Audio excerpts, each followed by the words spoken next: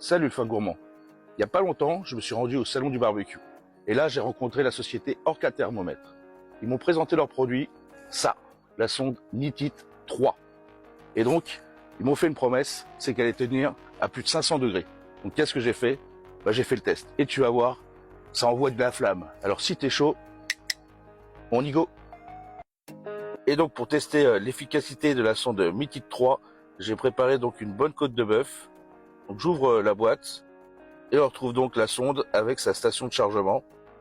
Donc je l'ouvre comme ça, voilà, elle se présente ainsi. Pensez à bien la charger au moins 1h30 voire 2 heures pour la première utilisation par contre.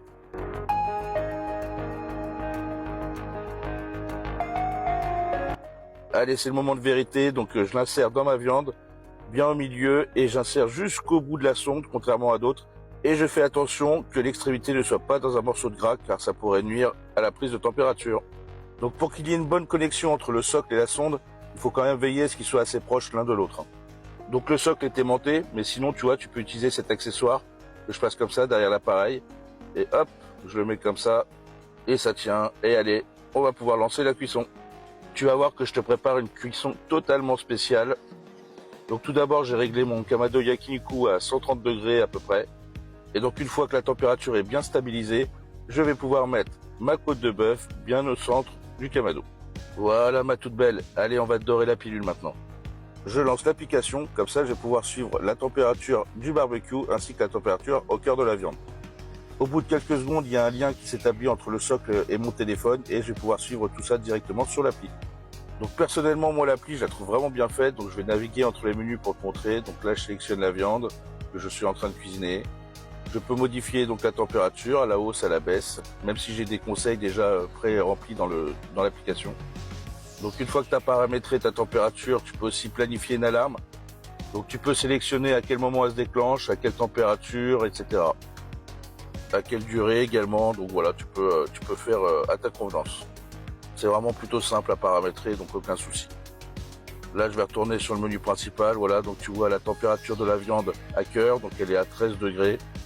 Donc j'ai sorti à peu près 1 heure avant la cuisson, mais il fait pas très chaud en ce moment, on est encore en premier semestre de 2024.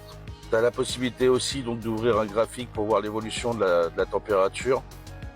Tu as pas mal de fonctions, hein. Tu peux aussi te lancer un chronomètre si tu le désires. Donc il faut savoir en plus qu'au bout de quelques minutes, tu as un algorithme qui va te calculer le reste du temps de cuisson qui reste à faire. Là par exemple, il me reste 23 minutes. Et puis je peux aussi modifier en direct donc la température à laquelle je veux sortir la viande. Voilà, donc là tu vois, je modifie à la hausse ou à la baisse comme je veux. Donc moi j'étais en cuisson indirecte et je veux la sortir à 40 degrés parce que je lui prépare un petit traitement de choc juste après. Ça y est, ma viande est à température, donc je vais pouvoir la retirer. Donc comme dit précédemment, j'avais fait une cuisson indirecte grâce au déflecteur de mon Kamado. Le but c'était de la faire monter en température tout doucement, à basse température justement. On va pouvoir passer à la phase 2, le traitement de choc. Tu vas voir ce que je lui réserve. Donc j'ai ouvert en grand mon Kamado pour qu'il remonte bien en température. Donc je vais lui faire une petite cuisson en caveman style. Je vais te laisser le son pour que tu puisses apprécier. Et le caveman style, c'est le fait de cuire directement sur la braise. Donc tu vois, la sonde est en train de prendre cher, là, elle est à 320 degrés. Donc je vais la retourner et c'est reparti pour une séance de bronzage.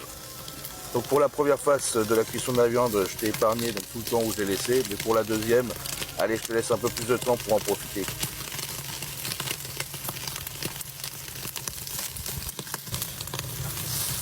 Donc là, je crois que tu peux constater que la sonde, elle est vraiment au cœur de l'action, elle prend bien les flammes.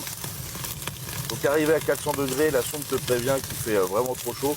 Mais tant pis, moi je continue parce que j'ai plus de 500 degrés, donc j'ai laissé et la sonde s'en est très bien tirée. Donc arrivé à 50 degrés interne, je l'ai retirée puisqu'elle va encore monter en température jusqu'à 54 degrés à peu près. Je vais la laisser reposer une quinzaine voire une vingtaine de minutes. Donc tu vois que la viande s'est fait toute belle en nous présentant donc une belle croûte sur les faces. Et comme elle a cuit en low and slow à basse température lors de la première phase, tu vas voir qu'elle va être aussi chaude à l'intérieur.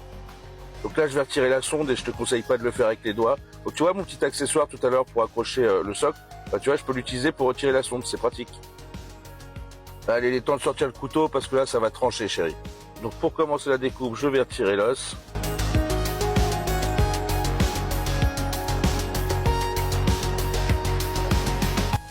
Et maintenant, je vais pouvoir couper mes tranches de côte de bœuf.